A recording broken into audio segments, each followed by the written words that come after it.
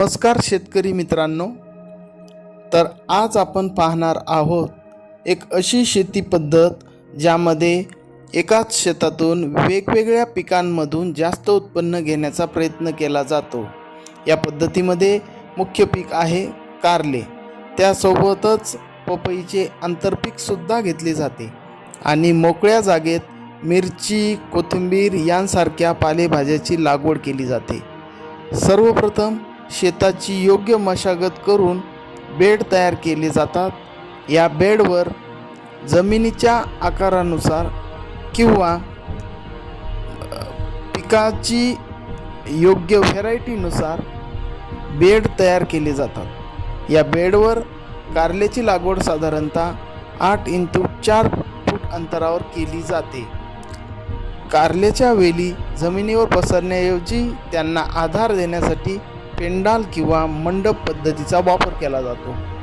यासाठी मजबूत खांब उभे करून त्यावर नायलॉनच्या दोऱ्याचे जाळे तयार केले जाते।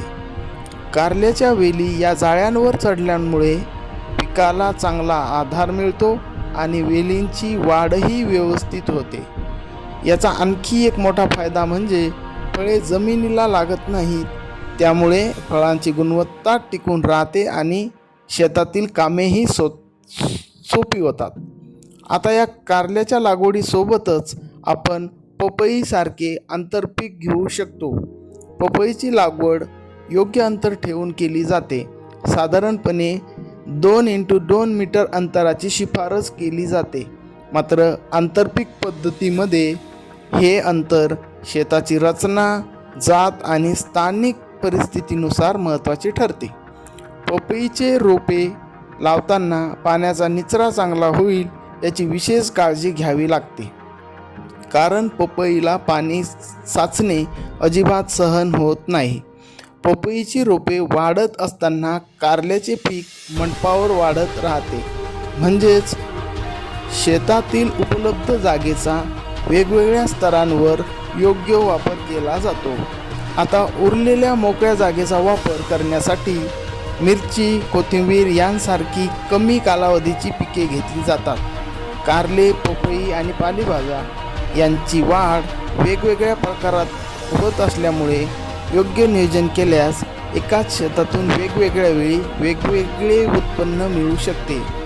मात्र मित्रांनो, आंतरपीक घेताना प्रकाश, पाणी, खत व्यवस्थापन आणि कीड रोगींचे निरीक्षण अत्यंत महत्त्वाचे आहे। एका पिकाचे व्यवस्थापन दुसऱ्या पिकावर विपरीत परिणाम करणार नाही याची काळजी घ्यावी लागते। विशेषतः पपईमध्ये पाणी साचणार नाही यासाठी निचरा व्यवस्था उत्पन्न ठेवणे गरजेचे आहे।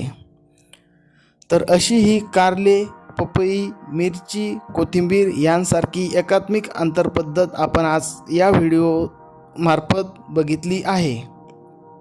तर अशाच शेतीच्या नवीन आणि उपयुक्त माहितीसाठी व्हिडिओला लाईक करा, चॅनलला सबस्क्राईब करा आणि हा व्हिडिओ आपल्या शेतकरी मित्रांपर्यंत नक्की शेअर करा।